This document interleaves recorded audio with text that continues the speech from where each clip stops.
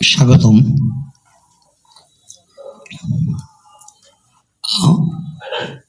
আমি দীর্ঘদিন ধরে নারায়ণগঞ্জে সাংগঠনিক কার্যক্রমের সঙ্গে যুক্ত থাকলেও এটি আমার একক আমার নিজের ব্যক্তিগত জায়গা থেকে প্রথম একটি আয়োজন, প্রথম উদ্যোগ। তো এর ফলে এর সামর্থ্য আমার সামর্থ্যের মাপেই। তো এর মধ্যে আপনারা যারা এসেছেন সবাইকে অভিনন্দন। এই বই মেলাটি আয়োজন আজকে ফেব্রুয়ারি মাসের প্রথম দিনে, ভাষা আন্দোলনের মাস আমাদের। আসলে বিভিন্ন মত থাকবে, সব মত নিয়েই তো আমরা আছি। ফলে যে এবার সরকারের তরফে বইমেলাটি করা হচ্ছে না, এটি আমার কাছে মনে হয়েছে যে আমাদের সবকিছু যদি হয়, এবং বইমেলার যে গুরুত্বপূর্ণ আরো কিছু কি নেই, সে তো আছে। বইমেলার চেয়ে কম গুরুত্বপূর্ণ এমন কিছু কি নেই, সেও তো আছে। বা তার কাছাকাছি গুরুত্বপূর্ণ এমন কিছু কি নেই, সেও তো আছে। সবই তো চলবে। শপিং মল, কেনাকাটা, আমাদের ঘর সংসার, সভা সংঘ, প্রেম প্রীতি, লেখকের লেখালেখি, বক্তার বক্তব্য, সবই যদি চলতে পারে এই নির্বাচনী বাস্তবতায়, একটি বই মেলা চললে কি এমন হয়? ব্যবসায়িক লস হয়ে যাবে না? খুব প্রকাশকদের বিক্রি কম হবে, মানুষ বই মেলায় কম যাবে। এইটা কি আসলে এটাকে আমরা কতটা ধরে নেব? আমাদের বইমেলার যে ইতিহাস বা আমাদের বইমেলার যে ঐতিহ্য বা আমাদের বইমেলার যে পরিসংখ্যান, সেটি এমন কি বলে যে খুব বেশি মানুষ কি, যারা সাধারণ ভোট দেবে বা করবে, তারাই বইমেলায় যাবে বা না যাবে, এমন ব্যাপারটি কি এখানে অনেক বড়?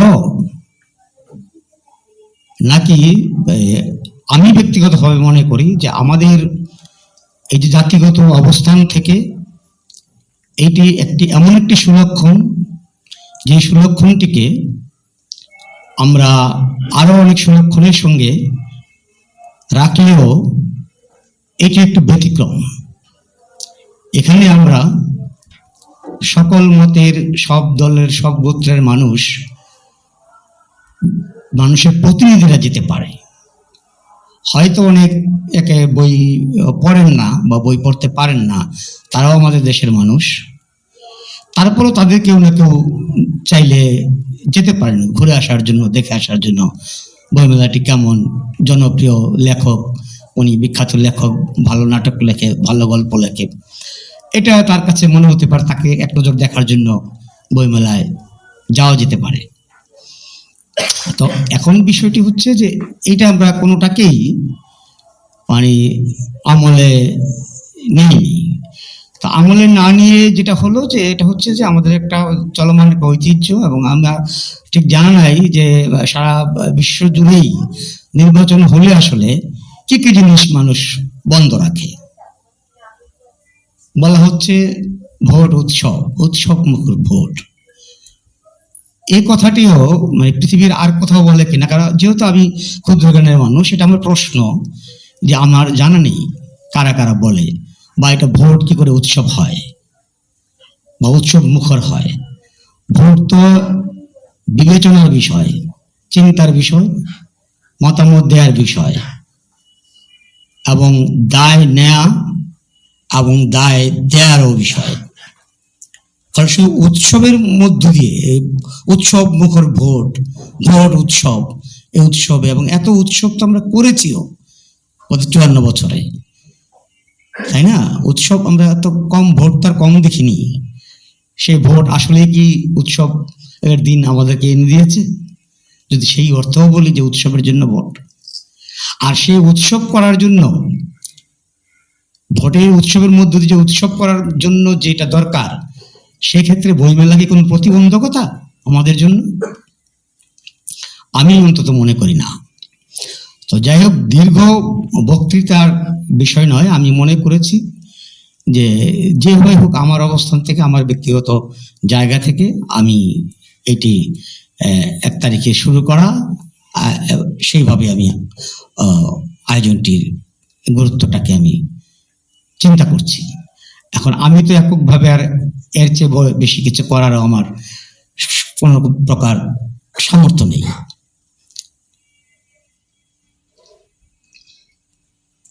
তো তারপরে যে বিষয়টা আসে সেটি হচ্ছে অনলাইনের বিষয়টি। অনলাইন আমাদের জীবন বাস্তবতায়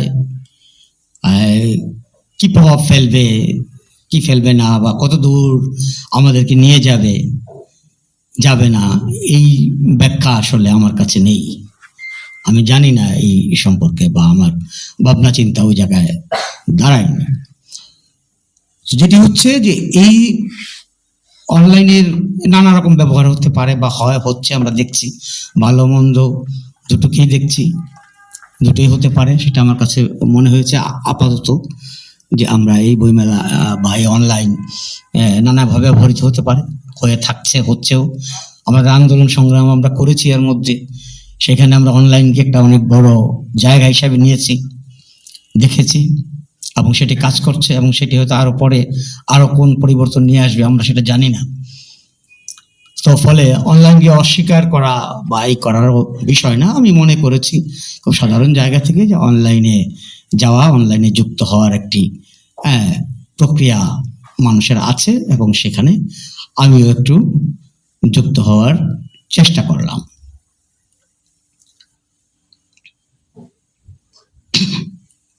এরপর যে বিষয়টি আসে সেটি হচ্ছে যে এই উদ্বোধন বা এই আয়োজনটুকু একেবারেই কোনো কিছু না করে তো আর কিছু করা যায় না। অনলাইন হইলেও অফলাইন বা যারা অনলাইনে যুক্ত না বা হই না, এটাকে অস্বীকার করার এখন সময় এসে গেছে, বিষয়টা তেমনও না। তো উদ্বোধন বা উদ্বোধক হিসেবে আমি একজনকে চিন্তা করেছি। ওনাকে আমি সম্মানের সঙ্গে বলতে চাই, ওনার বিষয়ে আমি বলতে চাচ্ছি যে এটা তো এরকম কথা থাকতেই পারে, যে সেটি হচ্ছে যে তাকে কেন আমি, এটা অন্য কোনো উদ্দেশ্য আছে কিনা, বা অন্য কোনো চমকের ব্যাপার আছে কিনা। আসলে এটা হচ্ছে যে তার তো আসলে এমন কোনো বাজার মূল্য নেই যে আমি তাকে উদ্বোধন করালে এটি তার সহকর্মী বা তার সাথীরা দলে দলে এসে আমার বইটি কিনে নিয়ে যাবে, এমন কোনো বিষয় তো আসলে নেই। আরো অন্যান্য ব্যাপার যা থাকতে পারে, তার মানে কিভাবে মূল্যমানের যে বিষয়টি, সেটিও তো এখানে যুক্ত না, বা এর জন্য অনেক বড় বড় মিডিয়া এসে আমাকে কভারেজ দিবে সেটাও না, বা এর জন্য আমাকে কেউ বাহাবা দিবে বলবে সেটাও না। বরং এর উল্টো ব্যাপারটাও থাকতে পারে, হতে পারে। হ্যাঁ, সেই হওয়ার আশঙ্কাটাও মানে কম না। হ্যাঁ, কোনো না কোনো ভাবে হতে পারে। আবার আমি যেটা করছি তাকেও কেউ না কেউ সমর্থন করতে পারে নানাভাবে। তো আমি সারা জীবনই শ্রমিক, আজকে পর্যন্ত আমি শ্রমিক, একজন শ্রমিকের জীবনযাপন করেছি। আমি গার্মেন্টসেও কাজ করেছি দীর্ঘ সময়, নানা পেশায় কাজ করেছি শ্রমিক হিসেবে, এবং এখনো আমি একজন খবর শ্রমিক হিসেবে কাজ করি। এটিকে বলার কোনো বিষয় না যে আপনি খবর শ্রমিক কেমনে হন, আপনি একজন সাংবাদিক হয়ে। এর যে একটা অর্থনৈতিক পরিমাপ আছে, যে কত টাকা একজন শ্রমিক আয় করতে পারেন মাসে, আমার আয় তার আয়কে অতিক্রম করে না। ফলে আমি নিজেকে শ্রমিকই দাবি করি, এবং আমি শ্রমিক হিসেবেই সে শ্রমটা দেই, সেই মায়নাটা আমি নিয়ে আসি। ফলে যেহেতু আমার শ্রমিকের জীবন, তা আমার কাছে মনে হয়েছে যে এইটি যেহেতু আমার প্রথম একটি জায়গা, সংগঠন বা এর বাইরে একটি ব্যাপার যেহেতু আছে, এই জন্য আমি আমার একজন প্রিয় মানুষকে দিয়ে বা আমার একজন কাছের আমার একজন শ্রেণীর মানুষকে মধ্য দিয়ে যদি এটা শুরু হয়, এতে কারো অসম্মানিত হওয়ার কোনো জায়গা নেই। হ্যাঁ, এটার সঙ্গে আমরা মানে সহমত পোষণ করি বা না করি, অন্তত এই জায়গাটি নেই যে আমাদের কোথাও মানহানি হবে। এটি একটা বিষয়। উনি বই সংশ্লিষ্ট মানুষ নয়। তো এই প্রশ্নটিও আসলে একটা ব্যাপার আসে যে অতীতে যারা বইমেলা উদ্বোধন করেছেন তারা সবাই কি লেখক বা বই সংশ্লিষ্ট? এমন প্রশ্নও তো আমরা করতে পারি, তাহলে তিনিও তো সেই কাজটি পারেন না। তো সেই কাজটি তিনি না করলেও কিন্তু তিনি বইমেলা উদ্বোধন করেছেন, তখন কিন্তু আমাদের কাছে মনে হয়নি বা হচ্ছে না বা হবে না যে কেন তিনি বইমেলা উদ্বোধন করবেন। তো ফলে এই যে জায়গা থেকে আমি আমার এই মনে করছি যে আমার এই সিদ্ধান্তটি, আমার এই জায়গাটি আমাদের জ্ঞানরাজ্যকে, আমাদের বইকে, আমাদের পাঠকে বা আমাদের সংস্কৃতিকে, আমাদের সহমর্মিতাকে, আমাদের বন্ধুত্বকে কোনোভাবেই এটা বিভক্ত করে না, বরং এটা সম্প্রীতি তৈরি করে।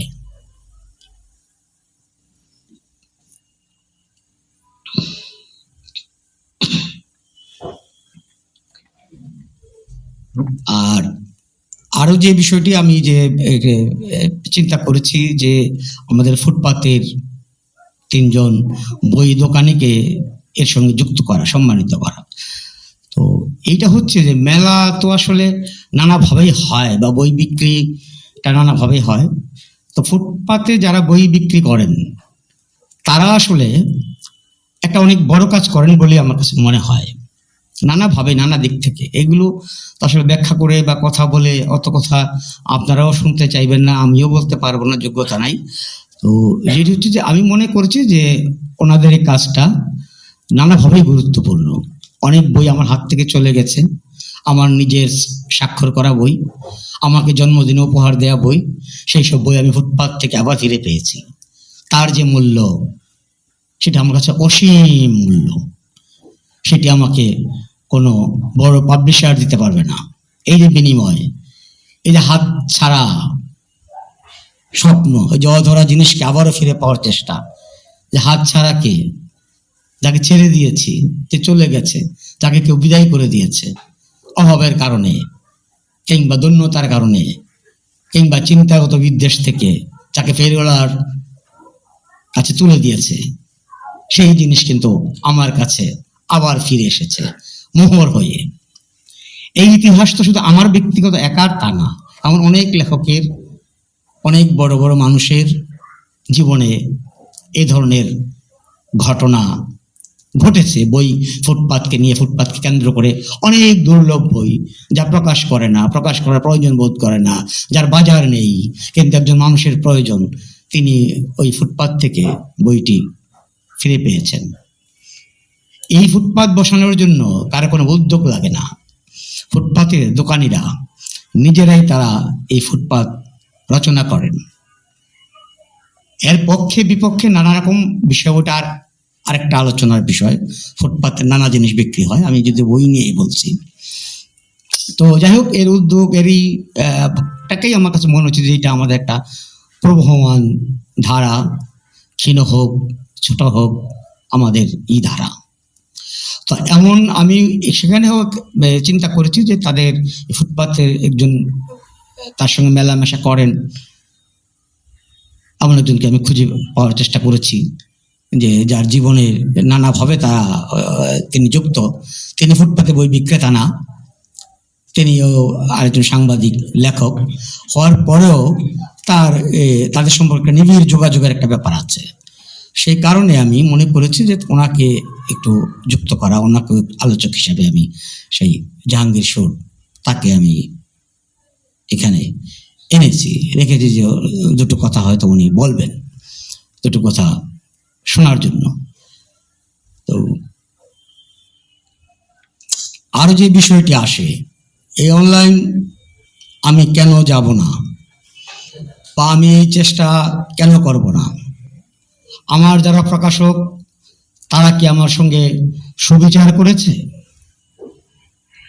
অনেক ক্ষেত্রেই আমার কাছে আমার মনে হয়েছে অনেকে প্রায় ফৌজদারি অপরাধের মতো অপরাধ করে ফেলেন লেখকদের সঙ্গে, অনেক প্রকাশক।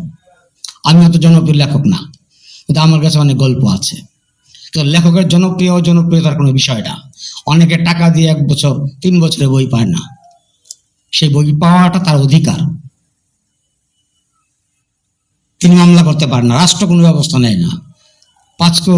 200 কপি বই বিক্রি করার কথা থাকলে, প্রকাশের থাকলে সেখানে 50টা করে 5টা বাইন্ডিংখানায় আছে, 2টা গোডাউনে আছে, 3টা বিক্রি হয়ে গেছে বলে লেখককে হয়রানি করা হয়। আমাদের প্রকাশনা শিল্পের রুগ্নতা, প্রকাশনা শিল্পের প্রকাশ বিকাশ, এই ক্ষেত্রে আমার কোনো আপত্তির বা জায়গাগুলো বিষয়টা সেটা না। সেগুলো নিয়ে অনেক কথা হতে পারে। প্রকাশনা শিল্প আমাদের তো অনেক কিছু তো হয় না, হ্যাঁ, তো সেখানে প্রকাশনা শিল্পটা বেঁচে থাকবে। তো প্রতারণা বা অন্যায্যতা এটা যে কারোর সঙ্গে যুক্ত হলেই, এটা আমরা মৌলভী সাহেবের সঙ্গে যুক্ত হলেও বা সন্ন্যাসীর সঙ্গে যুক্ত হলেও কিন্তু আমরা সমালোচনা করি। তো ফলে প্রকাশক বলেই, তারা ভালো কাজ করেন বলে, ভালো ব্যবসা করেন বলেই তাদের এই অনিয়মের কথাটি বলা যাবে না তা না। আমি গুনে গুনে ধরে ধরে আমার বই বিক্রি করে হিসাব দেওয়ার পরও কোনো প্রকাশক আমাকে 1টি টাকা দেয় নাই। আর আমার যে কটি বই প্রকাশিত হয়েছে, সর্বশেষ নির্বাচিত কবিতা বাদ দিলে অধিকাংশ বই, বেশিরভাগ বইয়েরই কোনো কপি প্রকাশকের কাছে নাই। এই সবগুলো বই বিক্রি হয়েছে এবং আমি নিশ্চিত বলেই এখানে আমি কথা বলতেছি। কথাটি কোথাও বলা মানে একটা রেকর্ড। ফলে এই যে অপরাধ, এই অন্যায় তারা আমার সঙ্গে করেছে, তারা যে আমাকে 1 টাকার সম্মানই দেয়নি, কেন দেয়নি, এর জন্য আমি কি করতে পেরেছি? তো ফলে এই যে তাহলে আমি কেন প্রকাশকের কাছে যাব? আমি কেন বিকল্প পথ খুঁজবো না? এখন আমি আমার প্রকাশক, আমি নিজেই হয়ে গেলাম, আমি আমার মতো নিজেই চেষ্টা করেছি। এই দায়িত্ব কার? এই দায় কার? এবং রাষ্ট্র অনেক বই প্রকাশ বিক্রি হয়, বলতে পারেন যে আপনার বই বিক্রি হবে 250 কপি, আপনার বই কেন প্রকাশক করবে? না করুক সে, কিন্তু আমারটা না হয়, অন্য আর অনেক গুরুত্বপূর্ণ বই তো আছে যে দায় রাষ্ট্র বা সরকার নিতে পারে সেগুলো প্রকাশ করার জন্য।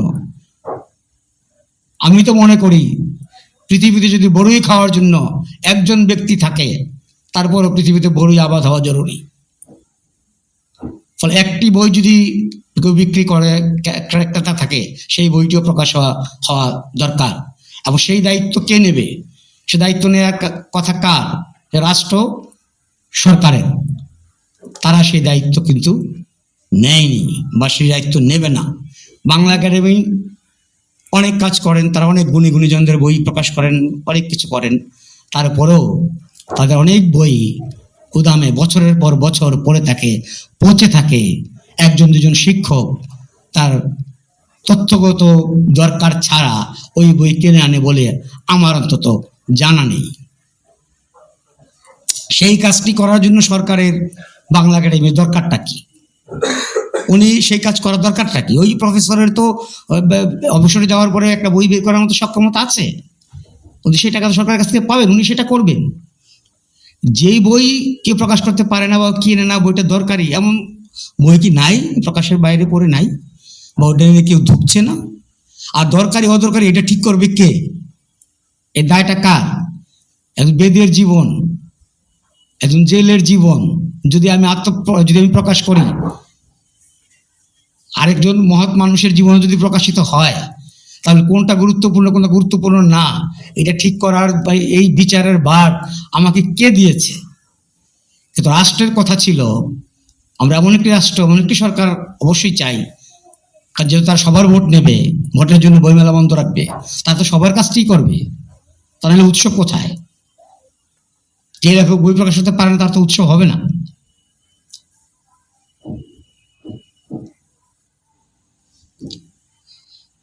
আমি একটু লম্বা হয়তো বলে ফেলছি, আসলে এই কথা বলা, এমনিতে তো কথা বলতে পারি না, কথা হয় না, তারপরেও মানে একটি বিষয়। এর পরের আমি শেষের দিকে চলে আসছি, আপনাদের বিরক্ত করব না, একটু ব্যাখ্যাটি দিলাম। তারপর হচ্ছে যে এই বইটি আমি বাজার জাতের ব্যাপারে, বাজারজাতকরণের ব্যাপারে আমি আমার একটা পরিকল্পনা হচ্ছে এমন যে আমার ওখানে যে বইটি কিনতে যাবে এই বইটি কেউ আসলে হাতে ওইভাবে পাবে না। হাতে এটাকে পিডিএফ পাবে। পিডিএফ পাওয়ার জন্য আমার তিনটা সুযোগ আমি রেখেছি। এর একটি হচ্ছে বইয়ের আমি মূল্য রেখেছি 1 থেকে 100 টাকা। এর যে কোনো মূল্যে যে কেউ বইটি চাইলে কিনতে পারবে। আরো একটি মূল্য রেখেছি, এটা হলো অনির্ধারিত, যে কেউ চাইলে এই সংখ্যার বাইরেও তার ইচ্ছা মতো সংখ্যা প্রয়োগ করতে পারবে। আরো একটি জায়গা রেখেছি, সেটি শুধুমাত্র পড়তে পারবে, ডাউনলোড করতে পারবে না, সেটির জন্য কোনো টাকার দরকার হবে না। এইভাবে আমি বিষয়টিকে ভেবেছি। এখন কেউ চাইলে পড়ে চলে আসতে পারে, কেউ চাইলে ওটা করতে পারে। বিকাশের মাধ্যমে ওই পেমেন্ট করার বা টাকাটা দেওয়ার একটা সুযোগ থাকবে, আছে। তো এটা হচ্ছে মানে বইটা দেওয়ার এই যে প্রক্রিয়া, পৌঁছানোর প্রক্রিয়া। আবার এর চেয়েও আরো কিভাবে সুন্দর করা যায় বা ভালো করা যায় কিনা সেটা হয়তো অন্যরা করবেন।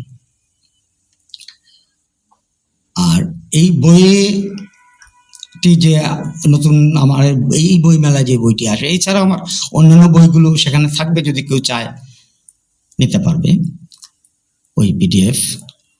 আর বইয়ের বিষয় আসে প্রচ্ছদের একটি বিষয়। প্রচ্ছদের ব্যাপারটি হচ্ছে যে আমি আসলে বইয়ের থেকে প্রচ্ছদটাকে কখনো আলাদা বা বইয়ের অলংকার হিসেবে আমি সেই শুরু থেকে আমি চিন্তা করি না, এটা আমার মধ্যে আসে না। আমার কাছে মনে হয় যে একটা সমন্বিত একটা চেষ্টা কাজ, এটার মধ্য দিয়ে একটা পূর্ণাঙ্গ রূপদান করা, যে কারণে আমি বইটি বাদাই করি, সেলাই করি, যাই করি, তার সবকিছু একটা মূল্য কিন্তু শেষ পর্যন্ত বইটিতে দাঁড়ায়। সেই প্রচ্ছদ এই জন্য আমি শুরু থেকেই চেষ্টা করেছি যে যারা শিল্পের সঙ্গে নানাভাবে যুক্ত বা শিল্পী যারা নানাভাবে যুক্ত বলাটা একটু কেমন, যারা শিল্পী তাদেরকে দিয়ে প্রচ্ছদ করিয়ে নেওয়া, করানোর জন্য অনুরোধ করা। তো এই প্রক্রিয়া অনেকে আছেন, অমল আকাশ আছেন এখানে উপস্থিত, তিনি আমার বইয়ের প্রচ্ছদ করেছেন, আমি তার কাছে কৃতজ্ঞ সামান্য মানুষ হিসেবে। কামরান ভাই আমার বইয়ের প্রচ্ছদ করেছেন, আমি কৃতজ্ঞ। ওই নাসির পরপর আমার 2টি বইয়ের প্রচ্ছদ করেছেন, এবং সর্বশেষ এই আজকের যে বইটি এটি তার প্রচ্ছদ। তো আমি এই প্রচ্ছদের ক্ষেত্রে কখনোই কাউকে কোনো আরোপ করা বা করা, নির্দেশনা দেয়া আমি সাহস দেখাই না, কারণ এটা খুব সম্মানের কাজ বলেও মনে করি না। ফলে শিল্পীর স্বাধীন মতো শিল্পী যেটি করেন সেটি আমি গ্রহণ করেছি। তো এবারও আমি শিল্পী নাসিরের কাছে কৃতজ্ঞ যে তিনি আমার প্রচ্ছদটি করেছেন এবং প্রচ্ছদটি আমার কাছে ভালো লেগেছে। তো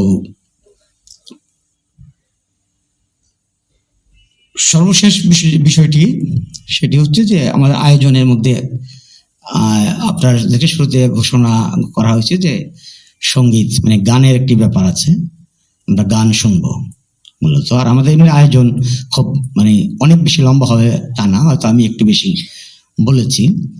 তো সেখানে ওই অমলকে আমি অনুরোধ করেছি, এর একটা কারণ আছে, সেটা হচ্ছে তার সঙ্গে আমার কাজের কর্মময়তার একটা সম্পর্ক, আমার বইয়ের একটা সম্পর্ক আছে। আমি লেখালেখি করি, লেখক হিসেবে সক্রিয় আছি না আছি, কম আছি বেশি আছি, এর একটা সিংহভাগ সময় তার সঙ্গে আমার একটা যোগাযোগের একটা ব্যাপার ছিল। তো ফলে তাকে যুক্ত করা বা তার ভাষাটাকে, ওটিকেও আমি একটা ভাষা মনে করি। বইয়ের যেমন আমার যেমন একটা ভাষা, গানেরও আর একটা ভাষা, এবং গানের ভাষা তো আরো বৃহত্তর ভাষা, আরো বড় ভাষা, যে ভাষার দরকার বা প্রয়োজনীয়তা বা কার্যকারিতা অনেক আরো বেশি বেশি, সেটা আমার কাছে মনে হয়েছে। তো অমল গান করবে, গান করতে সম্মত হয়েছে, গঙ্গা ফড়িং গান করবে, এতে আমি তাদেরকেও আমি আসলে তাদের প্রতি কৃতজ্ঞতা জানাই যে তারা এটি করতে সম্মত হয়েছে। তো